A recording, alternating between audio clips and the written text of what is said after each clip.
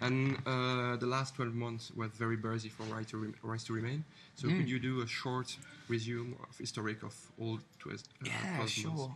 months? Wow. Well, since we saw you and you saw us at the Bullet Show, we rounded off that tour. And then we went for 10 days with Hatebreed out in the UK, and then we had Christmas, and then straight after that we were out in like Jakarta and Bali and all these crazy places with like Maiden. We did a couple shows with them, and then we came back. We did a support tour with Funeral for a Friend. By that time, the album was totally finished, and around that time, we also signed our deal with EMI, who are our label. And from then onwards, we were just doing release promotion for City of Vultures, and after that Funeral tour, we went and did a whole bunch of summer festivals, like Grass Pop, and Heavy Festival, Download Festival, whole load of Sonosphere festivals.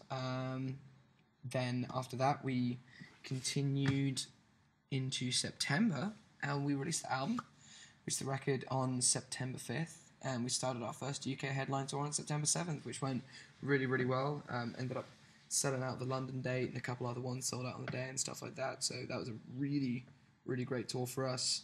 And that brings us to about here on the Trivium in Flames tour. Yeah. And City of Vulture is released nearly 3 months ago, 2 months ago. What kind of feedback did you receive from the fans and also from the press, actually? I mean, we were just so surprised. I mean, you never really know what to expect. I mean, we certainly didn't, because it was our first album, But we loved it. We always thought it was a great record. We were so stoked with it. We were so happy with what we created. So when we put it out there and we started getting feedback, we were ecstatic. More so that the reviews were great.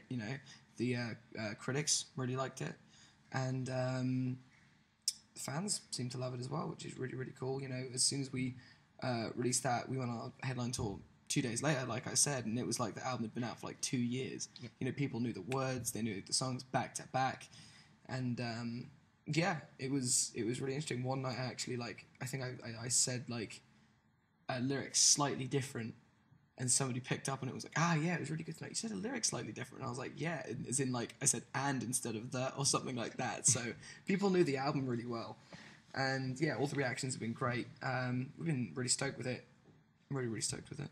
Yeah, and you told it when you toured with Bullet for My Valentine. You told me that the album was already finished or nearly finished. Why did you take so many times to release it? Well, we just wanted to get everything right. We didn't have a label at the time of recording. We were recording the album on a really strict budget because we didn't have money, so it was a very, very strict budget. And we were like, right, if we're spending this money and this is our first album, we really, really want to give people something genuine and something real and just a really good album of good songs. We need to get everything right, because like there's been so many cases of great albums that just, this not to call ourselves great or anything like that, but we were very proud of the album. But an album that we're really proud of, or a really good album, there's been a lot of cases where, records get under the radar because their release isn't 100% right. It's not the right time of year. It's not released by the right record label. It doesn't have the right promotion around it. And we just wanted to get everything right. And we signed the deal about 2 or 3 months after the actual album was completely finished and mastered. So we were getting signed off the back of an album rather than being in a studio and kind of being pushed for time or whatever. So I think that, it was just a bit of a meticulous process. I think that's why it took so long, but we're very happy that we did that. Yeah, you notified that the fans check all the changes in the lyrics, but I was a little bit disappointed when I heard for the first time the single version of Nothing Left. You removed some extreme vocals of this. For example, for Know the Departed, you change it into more clean vocals. Why did you do this kind of changes? We just thought it sounded better. I mean, like, I did 2 versions of it. Obviously, I recorded the screaming version, and we've talked about maybe releasing the screaming version, but ultimately that's kind of like going back on a promise. And, if we're going to change it, we're going to change it. We're not going to kind of change it and then wuss out because people didn't like it, you know, and it's upsetting that some people didn't like it, but at the same time, we think that that's a way truer version of the song because I guess that my voice wasn't as developed when we did the EP.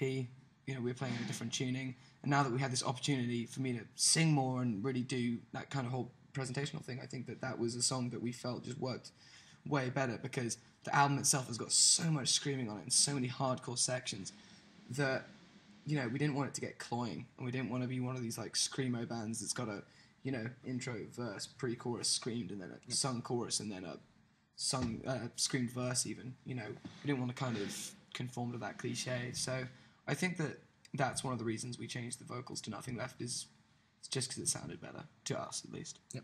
Why did you choose the title of City of Vulture, and what's the explanation of this title for? Well, City of Vultures is, I guess, a world I kind of created and kind of escaped to when we were recording. We were going to call it something else. You know, we had like tons of titles just floating around. And I realized that I was really writing the lyrics I was writing from a particular standpoint, and that standpoint was just me kind of analyzing the situation I was in, the situation the band was in. You know, we had all kind of eyes fixed on us, and a lot of those eyes were so like bitterly judgmental. They were like, you know, we think they should be this. They don't sound like Iron Maiden, or they are unoriginal, or they're crap, they're rubbish. I think they should sound like this. And everyone kind of wants to impose their image onto you, and everyone wants to kind of take what you're creating and rearrange it and pick it apart. And when everyone wants to do that, it's like a flock of vultures, you know, trying to pick you apart. And it's like, the most positive way I can manifest this is into an album that's a complete statement of who we are. And that's what I did. And City of Vultures is, as opposed to being a band who kind of really take on other people's comments and kind of let it get them down, and they try to mold fit other people, we're never going to fit to mold other people. You know, we make our sound because it's our sound. And I think that City of Vultures, as an album, is about proving yourself, and it's about not being afraid to have your own, well, in our case, your own sound, but not being afraid to be yourself. Yep. You know, and I think that was a very poignant statement for a first album. You know, it's us making our sound. It's our first real presentation to the world, and that's in a nutshell, that's what City of Vultures is about. Yeah, and you work with Colin Richardson. You work also on the last Trivium album. He did a fantastic job. What's the impact of his work on your album? Sounds great. He's a great sonic engineer. You know, he's amazing, and Carl Baum as well. They're both a pair of brilliant producers. We were very, very lucky to work with them. And I think they did a great job on City of Vultures. It was a very long process. It was about, well, I mean, aside from the long and arduous task of mixing and mastering it, the actual physical recording of it was about 5 months. So, we all worked very hard. Very, very hard to get the album to where we were happy with it. And I think that their impact was, in the guitar tones and in the drum sound, and in the mics that we used. Yep. We kind of, we wrote the songs, and obviously collaborated on the sounds of everything. But they were the ones, pressing record and making us go again until we were just, sick of it. Until we were just like, oh my god, we've done like 3,000 takes of this line, and they're like, you can still do better. You can still do better. So I think that made for the the best takes and the best possible album. So they definitely brought the best out of us. Yeah. And I would like to come back on the Maiden tour. You do a few shows as opening act for Iron Maiden, and in the previous year, opening acts were maybe not well appreciated by hardcore Iron Maiden fans, hardcore fans. I mean, Funeral for a Friend, Avenged Sevenfold had some trouble with the fans being with us. And how did you in contact with all these fans or these people maybe not listening to Rise to Remain? I think that it's a case of just really not thinking about it. Just don't think about it. I think that the more you think about it, the more apparent it is in your head that you're opening for one of the biggest bands in the world in metal music. And that sentiment alone, going out on stage before a band of that size and thinking that, what's that going to do? Yep. It's not going to do anything. You just approach it like a 400 capacity club.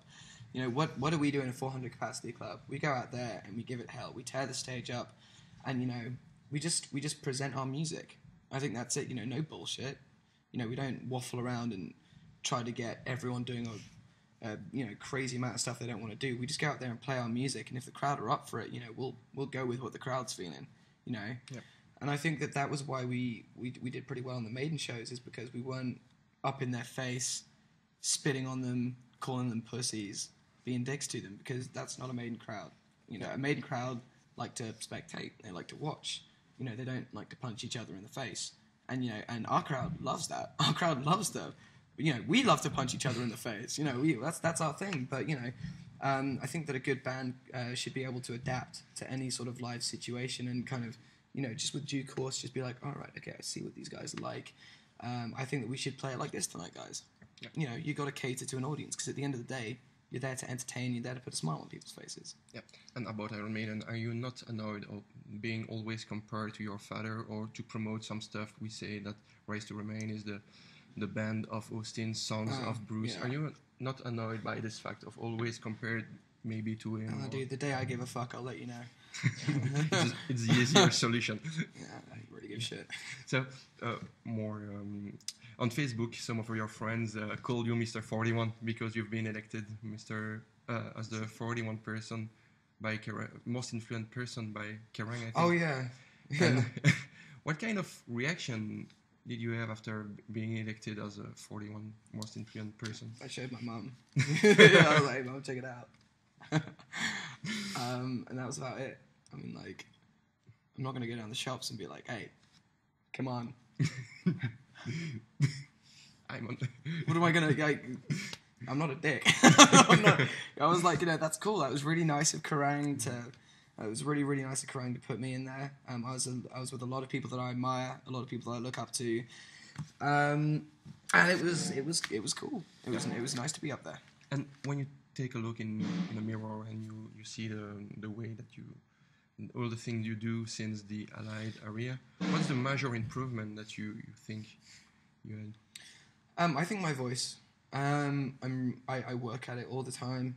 As you can hear, it's a little bit tired today, but that's because we've been doing fucking shows in the freezing cold. But you know, my voice is like it's my lifeblood. It's the thing that I take care of most, and I guess I just work at it all the time. You know, I'm always striving to be a better singer, because I can think of nothing worse than going out on stage and not being able to do a show.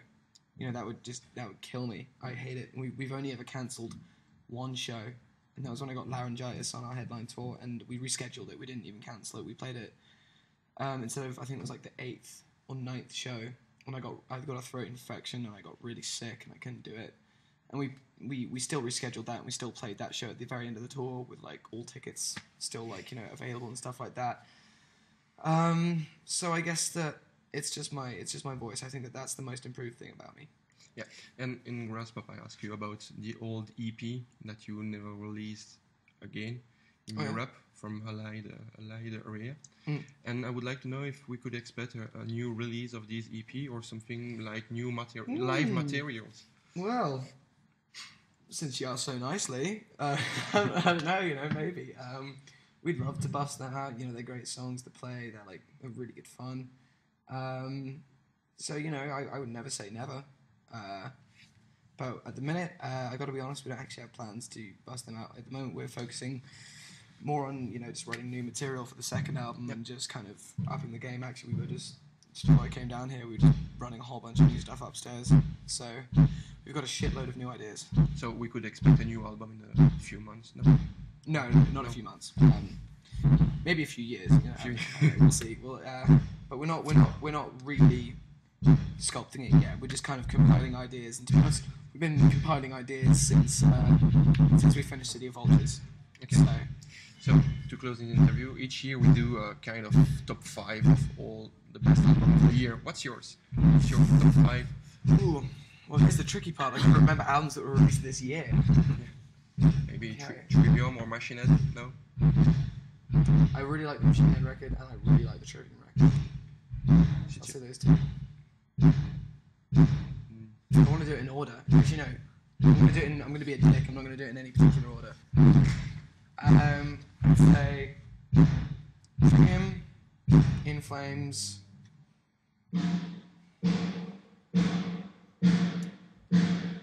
Exit 10's Give Me Infinity. Wait, it's coming. Ghost, Opus Eponymous. Check that out. It's fucking wicked. Fifth. Rise Tremaine, City of Vultures. There you go. Right, interview done. the best answer. So, to conclude this interview, have you I've got a question. Oh, yeah? Have you seen the Ghost guys without their outfits? No. Really? I haven't actually, no. It's pretty crazy. They're very secretive. They're very good at it. Very good at it. Or maybe I have seen them and I just don't know it. So, Are you in Ghost? Either of you? no. Okay. Alright, well, fuck. So, to conclude this interview, the last word is for you, for readers and City West Remains fans. Mm-hmm. So, have you some words?